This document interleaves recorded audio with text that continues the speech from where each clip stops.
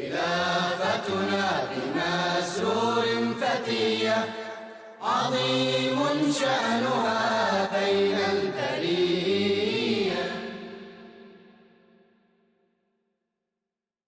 Assalamu alaikum wa rahmatullahi wa barakatuhu, and welcome to another edition of Beacon of Guidance. This is a series of compilation of questions and answers given by our beloved Hazur, Hazrat Mirza Masroor Ahmad Ta'ala bin Nasrihil Aziz, from various virtual mulaqats with Ahmadis from across the world. Let's turn to our first question. Hazrat Khalifatul-Masih V, Ayyadahullah Ta'ala bin Nasrihil Aziz, presided over a virtual mulaqat with representatives of the Ahmadiyya Muslim Lawyers Association of the United Kingdom on the 26th of June 2022. One of the members asked, how can Ahmadiyya Muslim lawyers show good morals and not become corrupt within the system? Let's take a look at Hazur's answer. We have been urged as Ahmadi Muslims to participate both in politics and administration of justice at the highest level. Now, in our part of the world, these systems are highly corrupt, and individuals who enter them tend to be corrupted. My question is, how does an Ahmadi Muslim wanting to heed to this clarion call by Huzur participate in it and still keep their morality intact? You see, it's not a matter of these two departments were corrupt. The whole world is corrupt. The whole society is corrupt. I have been advising you all the time that how Ahmadis should reform these people. What is the role of an Ahmadi? You tell them that honesty and justice, they are the two main things. So, until and unless these two things are shown properly by everyone, by political leaders, by lawyers, by every person or every person who is in authority in any of the department, then this is the only way. So our work is only to keep on reminding them, keep on telling them, keep on advising them. So this is, and then show your own example. When you set your own example, then they would know that there are some people in our society who are honest and who try to practice and implement justice in the society. For our second question, Hazrat Amirul Mu'mineen Ayyadahullah Ta'ala bin Nasrihil Aziz graced a virtual mulaqat with Lajna Imaila Kababir on the 6th of June 2021. A Lajna member asked how they can be free from the surrounding dangers. खतरात एक तो मखसूस हालात खतरात हैं जो घेरे हुए हैं इलाके को, ख़ास तौर पर मुसलमानों को उस इलाके में ख़तरा रहता है और उसमें कतई नज़र इसके कि कसूर किसका होता है, कौन पहले शुरू करता है, किसकी तरफ से क्या क्या पॉलिसी होनी चाहिए, लेकिन बहरहाल ख़तरा है मुखालफिन इस्लाम की तरफ से, और जब हम मौका देते हैं उनको तो ख़तरात बढ़ जाते हैं। इसलिए बड़ी हिकमत से इस इलाके में रहने की ज़रूरत है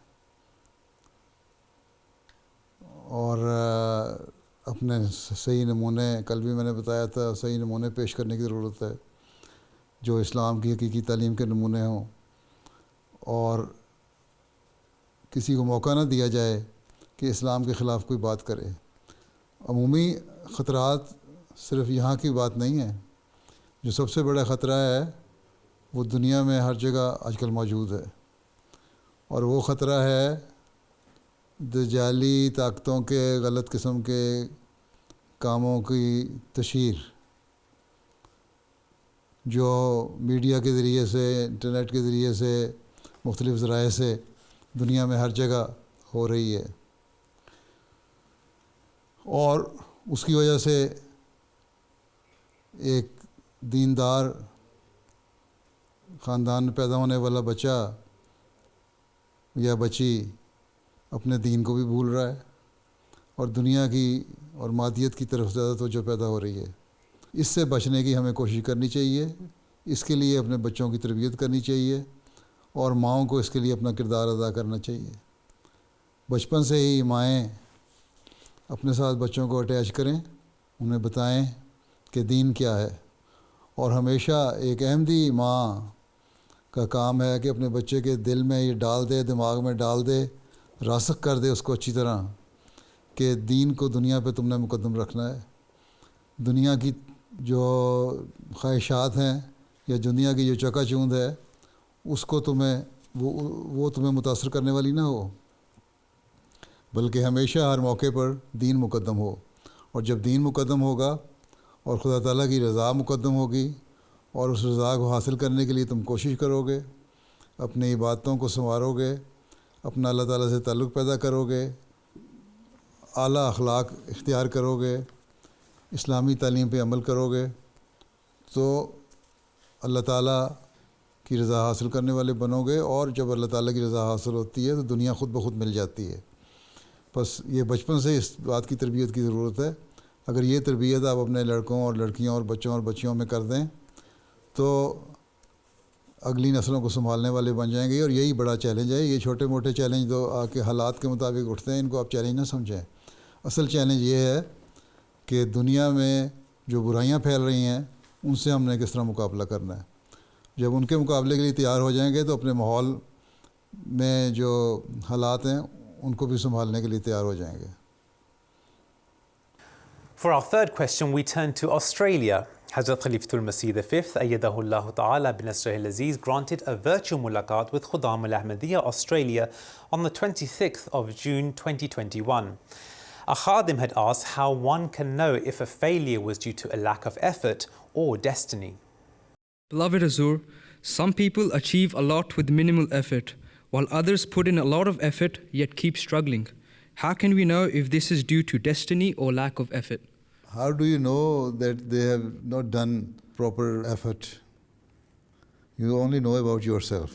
Sometimes people say, oh, I spent some 2 hours in learning this subject and I was able to memorize everything. I was able to do this assignment within no time and with less effort. Although there are some people who are God-gifted people, they have the talent to solve some problems very quickly, but not necessary that they solve all the problems. Sometimes some people are good in mathematics, some in geography, some in biology, some in physics, some in chemistry, some in other sciences or other subjects, history. So some can easily remember the figures, and some are very much poor in remembering the figures, but they can easily remember the historical details of everything. So there are quite a number of people with different aptitude, with different talent and different qualities. Normally people are average, right? And they take time to learn something or to complete their assignment or whatever they are going to accomplish, they accomplish it within short time. So instead of seeing that what the other man has done, you should make your proper effort. So in every achievement, you will have to work hard. If you are working hard, you will achieve your goal. And Allah Ta'ala will also help you. And at the same time, being a Muslim, being a staunch and strong Muslim, being an Ahmadi, you should, alongside your hard work, also pray to Allah Ta'ala, that Allah Ta'ala help you to complete this assignment, this goal, and make it easy for you. So in this way, Allah Ta'ala also will help you, and you will achieve your target in less time or with less effort or in a better way. Question number 4 was presented to Hazrat Amir al-Mu'mineen Ayyadahullah Ta'ala bin Nasrihil Aziz on the 30th of May 2021 when he granted a virtual mulaqat with Atfalul Ahmadiyya from the Gambia. One of the children asked Hazur on how we can love Hazur and be dedicated to the institution of Khilafat. Assalamu alaikum, my beloved Huzur. My question is, how can we love Huzur and be dedicated to the institution of Khilafat? You see? Yes. If you are following the commandments of Allah Ta'ala, yes, and following the instruction of the Khalifa of the time, right? The main thing is that you should love the institution of Khilafat. And once you are determined, you will try your level best to save the institution of Khilafat, then that means you are the person who loves the Khalifa of the time, right? So, and also follow the instructions given to you by Khalifa of the time, right? Because Khalifa of the time always gives you the instruction according to the teachings of the Holy Quran and the Sunnah of the Holy Prophet ﷺ, and according to the further elaboration of those teachings by the Prophet Messiah ﷺ, right? So, if you are following the instruction of Khalifatul-Masih, listen to his sermon, then that means you love the Khalifatul-Masih and you are determined to save and help the institution of Khilafat. And that should be your sole and main purpose. For the fifth question of this segment, Hazrat Khalifatul-Masih V, Ayyadahullah Ta'ala binasrihil Aziz, blessed a virtual mulaqat with Jamia Ahmadiyya Qadian on the 17th of April 2021.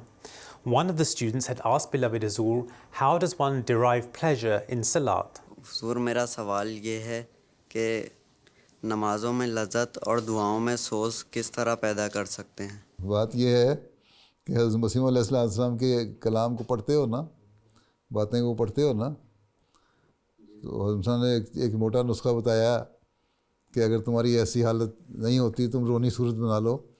آدمی کی جو ظاہری حالت ہے اس کا اثر دل پہ بھی ہوتا ہے.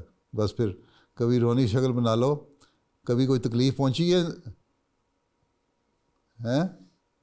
جی حضور. پہنچتی ہے نا، بس کبھی کبھی اس تکلیف کو سامنے رکھ کے دعا کر لیا کرو تو پھر بھی رکت پیدا ہو جاتی ہے، پھر باقی دعاؤں کی طرف بھی توجہ پیدا ہوتی ہے. پھر اگر صرف درد ہو دوسروں کے لیے تو ان کے درد کو سامنے رکھ کے دعا کرو تو اس سے بھی توجہ پیدا ہو جاتی ہے دعا کی طرف. تو یہ اپنی حالت کو اس حالت کے مطابق کرو، شکل ایسی بناؤ تو رکت اور سوز پیدا ہو جاتا ہے. اور جب پیدا ہو جائے تو ٹھیک ہے. آج کل ایک مربی کا کام یہ ہے، ایک مبلغ کا کام یہ ہے کہ اس نے اپنی زندگی وقف کی ہے، اور اس کا سب سے بڑا چیلنج جو ہے اس کے سامنے وہ یہ ہے کہ ساری دنیا کو اسلام کی حقیقی تعلیم سے روشناس کروانا ہے، آشنا کروانا ہے. اس کے لیے بہت بڑا ایک چیلنج ہے. جب اس چیلنج کو غور کرتے ہوئے انسان اللہ تعالیٰ کے حضور جھکتا ہے اور مانگتا ہے اور پھر یہ کہتا ہے کہ میں نے اپنے آپ کو وقف کیا کہ میں اس کام کو پورا کروں اور میں سلطان نصیر بنوں خلیفہ وقت کا، اور میں نے ایک عہد کیا ہوا ہے، میں کس طرح عہد پورا کروں گا، تو ایک درد پیدا ہوگا دل میں. اس درد کو پیدا کریں گے تو آپ کی توجہ پیدا ہو جائے گی دعاؤں کی طرف. صرف ذاتی درد کے لیے دعائیں نہ کیا کریں بلکہ جماعتی درد پیدا کر کے بھی دعائیں کریں تو اللہ تعالیٰ پھر ذاتی مسائل کو بھی حل کر دیتا ہے. ٹھیک ہے. اور بار بار ایاک نعبد و ایاک نستعین کا ورد کیا کریں. ایک بزرگ کے بارے میں آتا ہے قادیان میں ہی، غالباً مولانا مولوی سرور شاہ صاحب تھے یا مولوی شیر علی صاحب تھے کوئی، تو کہتے ہیں میں دیکھا کہ وہ کھڑے نفل پڑھ رہے ہیں مسجد مبارک میں قادیان میں ہی، اور رکوع میں نہیں جا رہے، نیت باندھی ہوئی، ہاتھ باندھا ہوا ہے. کہتے میں قریب جا کے گیا، ہلکا ہلکا وسپر کر رہے تھے ایاک نعبد و ایاک نستعین کہہ کہ وہ اتنا زیادہ رکت آری ہوئی تھی ان پہ کہ اسی فکرے کو لے کے وہ 15 منٹ دہراتے رہے. تو یہ تو نماز میں جو مختلف حالتیں ہیں آپ لوگ اس پہ غور کریں. اگر ماشاءاللہ جامعہ میں پڑھنے والے ہیں اور دین کا علم بھی ہے اور جو نماز کے الفاظ ہیں ان کا ترجمہ اور مطلب بھی آتا ہے، اس کی تشریحیں اور تفسیریں بھی پڑھی ہوئی ہیں، تو جب اس پہ غور کرتے ہوئے آپ پڑھیں گے اور بار بار دہرائیں گے تو ایک ایسی حالت اور ایک کیفیت پیدا ہو جاتی ہے پھر انسان میں बार बार दोहराने से कि खुद ही रिक्कत तारी आ जाती है. We now go to the second segment of this program, in which we take a look at questions and answers which have been taken from an article in Al-Hakam called Answers to Everyday Issues. For our first letter, an Arab lady wrote to Hazrat Amir al-Mu'mineen Ayyadahullah Ta'ala bin Nasr al-Aziz that a woman had asked her if it was permissible for a Muslim woman to run a business involving the plucking of eyebrows and making tattoos on women's bodies. In his letter dated the 27th of April 2021, Hazur provided the following guidance on this issue. It is not permissible to tattoo someone or to get a tattoo. Its prohibition has also been mentioned in a hadith, where it states that Allah the Exalted had cursed those women who, for cosmetic or aesthetic purposes, practiced tattooing, and those who got themselves tattooed, and those who plucked facial hair, and those who artificially created a space between the front teeth, and those who practiced artificial lengthening of their hair, and those who got their hair lengthened artificially, who altered Allah's creation. Sahih al-Bukhari, Kitab al-Libas. There is always some or the other point of wisdom behind every Islamic commandment. Moreover, some Islamic injunctions have a specific context and background to them. If we disregard their background, then they would become distorted. When the Holy Prophet, peace and blessings of Allah be upon him, was commissioned as a prophet, on the one hand, the poison of various kinds of polytheism had spread everywhere in the world, and especially in the Arabian Peninsula, and on the other hand, different kinds of misguided attitudes had also gripped humanity in their claws. Men and women were involved in various kinds of polytheistic rituals and social evils. The ahadith that prohibit the above-mentioned actions especially mention two motivators behind those actions. A. The altering of God's creation, or B. Looking more beautiful. When we carefully consider these two aspects, we observe that the first aspect, namely the altering of God's creation, points to social evils and also reflects polytheistic practices. Hence, wearing long braids, wrapping them around like turbans, and then considering those to be a sign of nobility or sacrament, wearing braids or top knots as a vow of devotion to some saint or guru, shaving the top of the head while growing hair around it and considering it a blessing for children, having the image of a goddess, idol or animal tattooed on the body, face or arms, etc. to seek blessings. These were all polytheistic practices driven by mythical superstitions. The second aspect, that is, for the sake of beauty, in some respects reflects social misconduct and obscenity. It is not forbidden for a person to adopt any legitimate methods for their own beauty, while remaining within the permissible limits. Hence, it is mentioned in a hadith that a person said to the Holy Prophet, peace and blessings of Allah be upon him, that he liked and admired a fine dress and shoes, and he asked if it constituted arrogance. The Holy Prophet, peace and blessings of Allah be upon him, replied that that was not arrogance. Arrogance was to deny the truth and despise others. He went on to say, Allah is most beautiful and loves beauty. Sahih Muslim, Kitab al-Iman, Bab Tahrimi al-Kibri wa Bayani. Moreover, it is a well-established fact that even in those days when women were to be married, they too would be adorned according to the traditions of that era.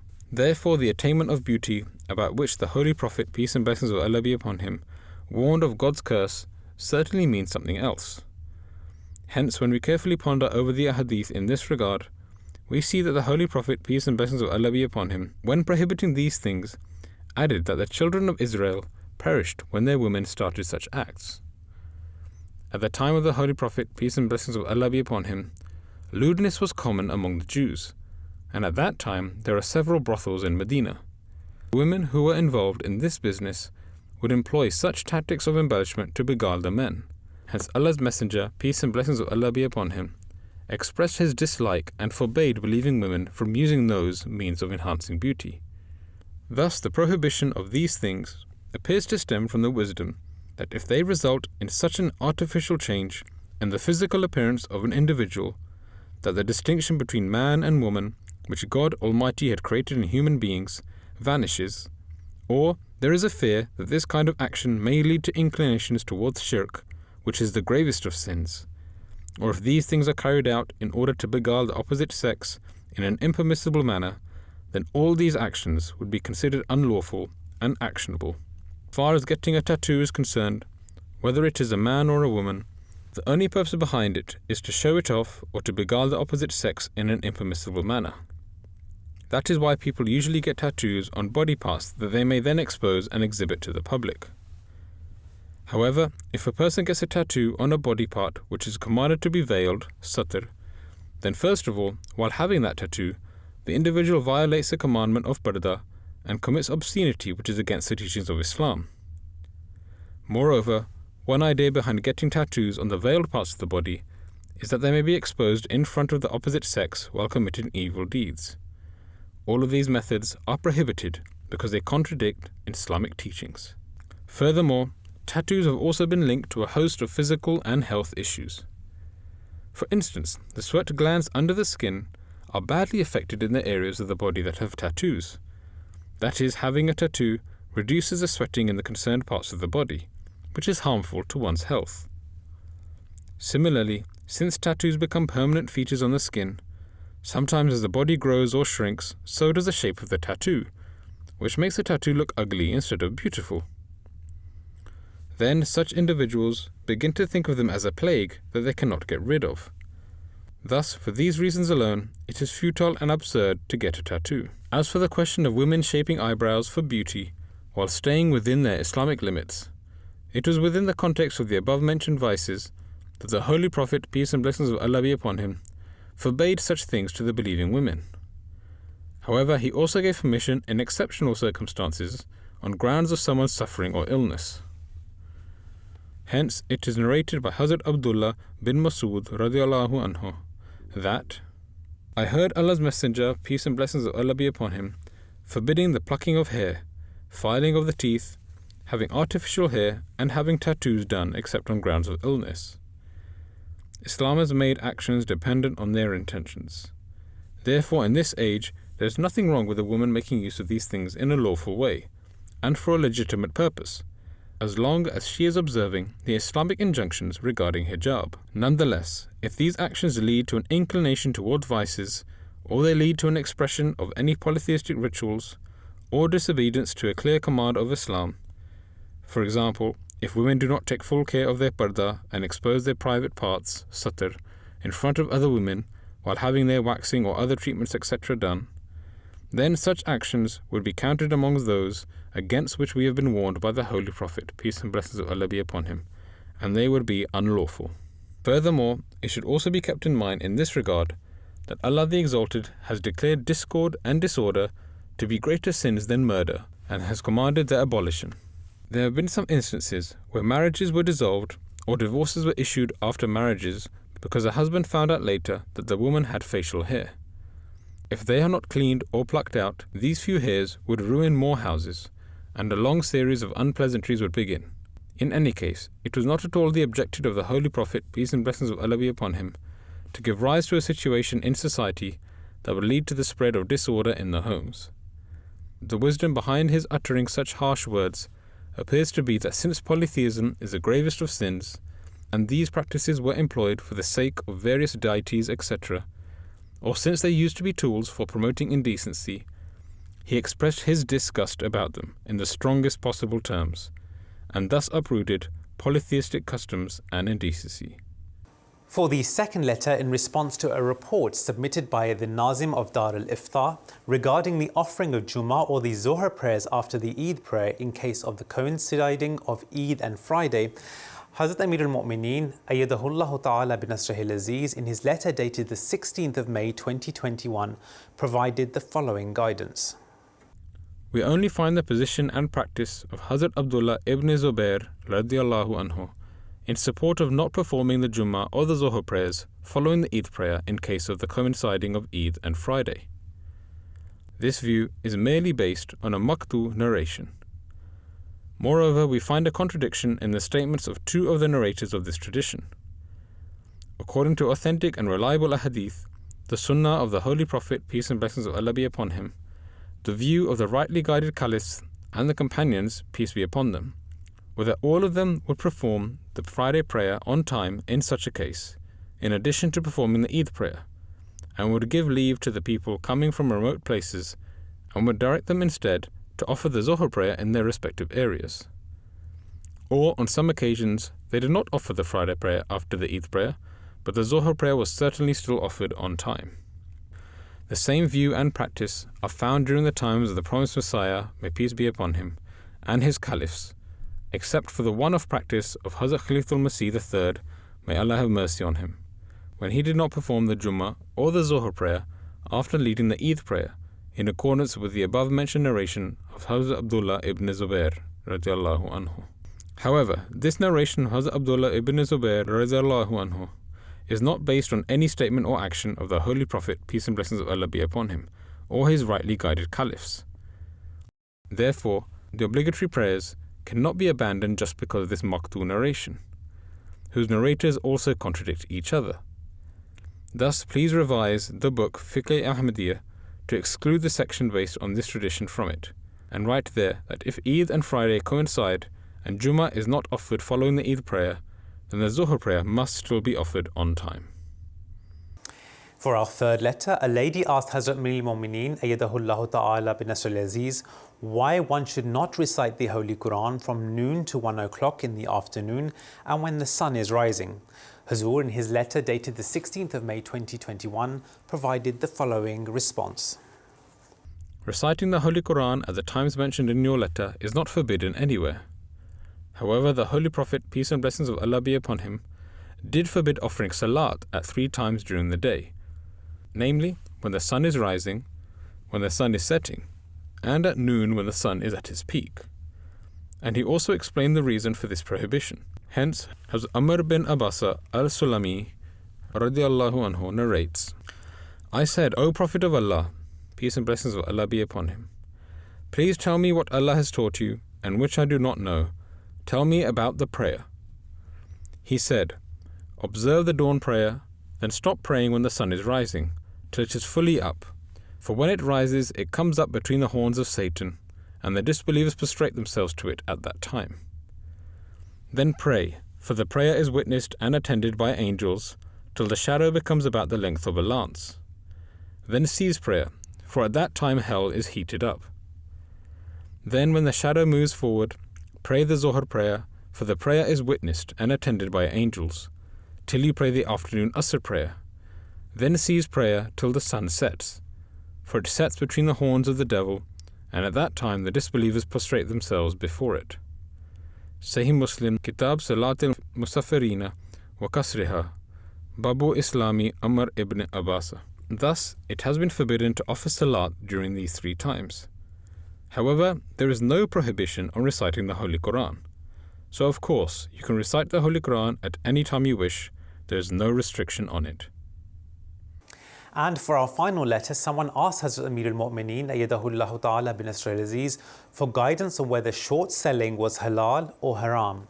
In his letter dated the 16th of May 2021, Hazur provided the following guidance. In essence, short selling is seen as an easy way to make quick money, which involves someone, the investor, borrowing some shares from brokers or lenders, selling them at higher prices on the market, then buying them back from the market once their value has fallen, and eventually returning them to the brokers. As a result, they earn a share of the profits and pay a share of it to the brokers as commission. Just as Islam has guided man in every sphere of life, it has also guided him to take an honest and transparent approach in business, and to interact in straightforward, unambiguous terms. The Holy Prophet, peace and blessings of Allah be upon him, taught caution in matters of trade to such an extent that he said, if there is any defect in your goods, do not hide it. Rather, explicitly inform the customer of such a defect. Sahih Muslim, Kitab al-Iman, Babu man ghashana falaysa minna. He instructed to give full measure and not reduce it in any way, and not to sell something on until one has first taken possession of it. Sahih al-Bukhari, Kitab al-Buyu, Babul Kaili, Alal Bay wal Mutti. Therefore, every business should be conducted after thorough research so that one does not get deceived or deceives another person. In the short-selling business, the buyer is prone to be deceived both at the company level and individually. Shares that are about to drop in value are sold with the intention that a few days later, when the value of these shares has dropped, they will be bought back cheaply and returned to the original lender. In other words, despite knowing that the price of these shares will fall in a few days, these shares are sold to the buyer while keeping him in the dark. Moreover, among the various trades in the stock market, the short selling business is in a sense a form of gambling. Therefore, sometimes the short sellers have to suffer huge losses instead of profits, as happened in the case of GameStop's shares some time ago. Thus, in light of the teachings of Islam, it is the duty of a believing trader to ensure that he is neither deceived nor to deceive others. And that concludes another episode of Beacon of Guidance. Do join us again for the next episode. Assalamu alaikum wa rahmatullahi wa barakatuhu.